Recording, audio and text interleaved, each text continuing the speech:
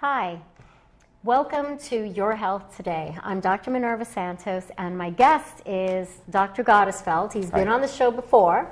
Last time we never got to talk about all the things that we needed to talk about, basically healthy aging, how your hormones decrease, how to replace them, and how to replace them in a reasonable and prudent manner. Thank you, Peter, for coming back on the show. You said it in a nutshell. I got to tell you, Minnie, you just got it. That was good. Great to be back. Thank you. All right. So I know last time we left off with estrogen, and then we went off on a tangent. Which we can't even remember now. It was some tangent. But let's talk about healthy aging. And the thing is, I see in all these magazines, all the women's magazines, everything for us baby boomers pretty much is about not so much looking like Joan Rivers and having work done, but actually aging healthy and aging in a way that's natural and not slowing down with all the aches and pains and all the physical changes that we see. Right, which we are, of course, more than we want to admit, are starting to recognize.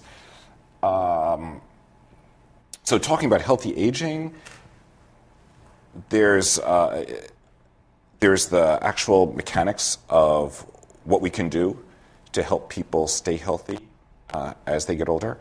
And then I think there's also the philosophy of what are we trying to accomplish?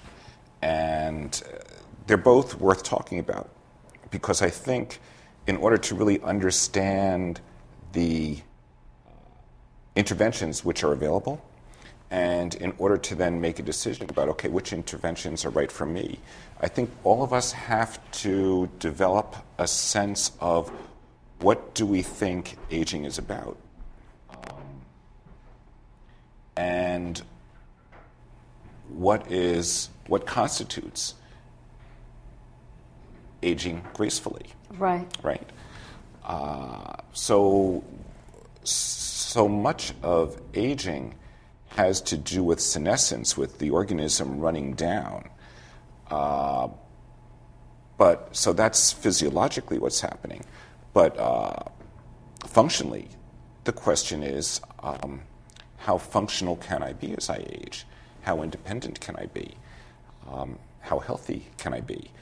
In our society, we feel that health is the absence not just of disease, but also the absence of disability, the absence of illness, the absence of not feeling well. And so if we hold health to be of value, and as we define ourselves as physicians, say that our goal is to help optimize and maximize health, then we have to recognize disability, recognize illness, recognize problems. And if we can recognize those, say, is there some way to solve them? Which, of course, is the male approach. The male approach is, okay, I want to solve that problem. Or perhaps maybe a deeper, more complex approach would be, can I understand this problem and help minimize its negative impact on someone's life is probably the better way to sort of approach it. But if I see all these things, and if I can actually help someone live better, then that's what I'm going to do. Right. But of course, if I can help someone live better without causing them any harm. Right, and that's the big issue. It's interesting that you mentioned that because the whole issue comes up with the bioidentical hormones. I get that all the time. And I had a conversation with one of the breast surgeons recently who basically was like totally against bioidenticals. The jury's still out. We don't know their hormones, even if it's a cream. And yet you have this bunch of patients who say, well, you know what? I feel better. I don't want to have another hot flash. I don't want to be dry. I don't want to have wrinkles. I feel good when I don't take them. So you run that, and as a physician, I often find myself like, what's the right thing to do? It's one thing to advise someone and say, well, we don't really know, but, it's another thing in your gut to say, okay, I'm on board with this. Well, I think as physicians, we can help our patients understand what their goals are. And in doing that, we can begin to understand what our patients' goals are. So that's one thing that we do. We can identify what issues or problems for a patient. We can look at what happens if we don't intervene. Where is that going to go? We can look at what are the interventions which are available to us. Last time we spoke about how the body of knowledge of anything is really very haphazard, that there are all these little data points that people have discovered, and we kind of draw them together into a constellation and come up with a story to explain those data points. But really, we can look for any of those interventions which you've just identified. We can look at the body of knowledge which exists, what do we know, and then we can, which we all do, we make educated guesses based on everything we know and based on whatever body of knowledge we're working with. We say, well, and then this is probably what we can infer. And then from a research perspective, try to identify, okay, what is it are we inferring, and let's try to design some research protocol that will actually help nail that particular inference down. And then help patients understand that and help patients make a choice for what do they want. And as we talk today, we'll try to, I think that might be a useful way to proceed, which is to look at what's the natural course of events if we don't intervene. What are the problems that we're trying to solve? What are the interventions that we have for those problems? What do we know about those interventions? What can we infer about what might work? And again, as we said, we want to do patients good without doing them harm.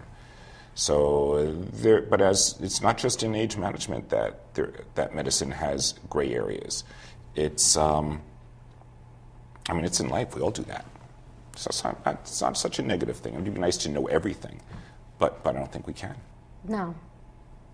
So it's not a bad thing. We don't have to let our lack of knowledge paralyze us. But there are things that we already know, and it's interesting because even with the things that we know, not everybody follows that. We know that if you exercise, it decreases your risk of certain cancers. It's good cardiovascular-wise. And yet, not everybody exercises. Not everybody even makes an attempt to exercise. We know there are certain things you should avoid diet-wise. Eating at Mickey D's on a regular basis. Mickey D's is just as lucrative as ever. It's a good business to go into. So obviously we're failing on that aspect. So cognitively, I think people know what they need to do, but for whatever reasons, whether the excuses I get, which sometimes are my own excuses too, lack of time is a huge issue. People they make time for other things, but they don't make time for themselves.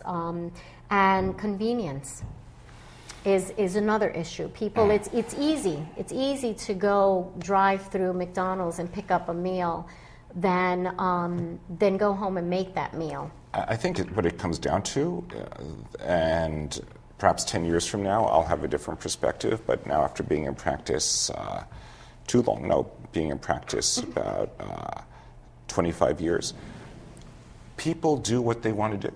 Right. And people do what they like, and people don't do what they don't like. I'm laughing because I was on call last night, and I got a call from one of your patients whose sugar was 500, and I said, well, what did you have for dinner? And she goes, well, I had this, and I had a soda. What kind of soda? A regular soda. So I laced into her. It was pretty much like, you had a regular soda and your sugar is high, and now you're worried about it. And she said, but I like my soda.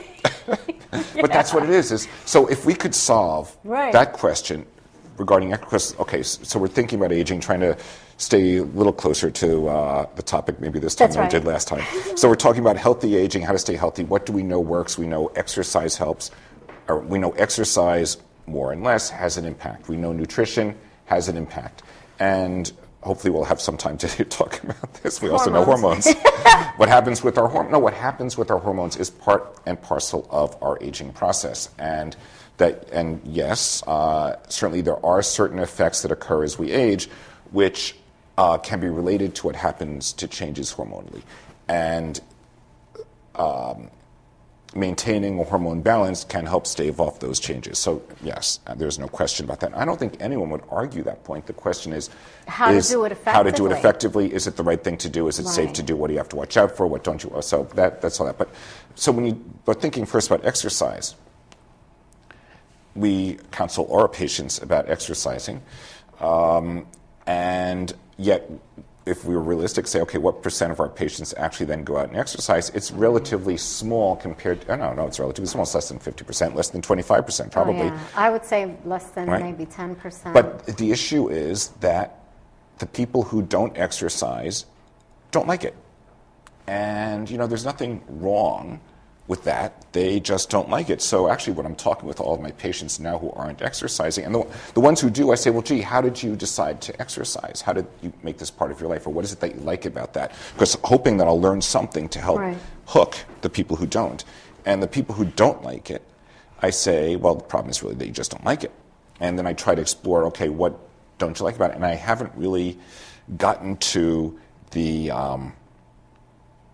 inner issue yet. I haven't identified that. But that's the problem with the exercise. Now, of course, once anyone gets started doing something, a big part of starting a new behavior is just overcoming the inertia of inactivity to become active. And that with all of us, once we get involved in a routine of doing something, it becomes our routine and we make time in our life for it, and it just becomes the new reality, and we can manage that. So the question is how to help patients overcome the inertia. Sometimes you can just scare them into it, but that doesn't work for everyone.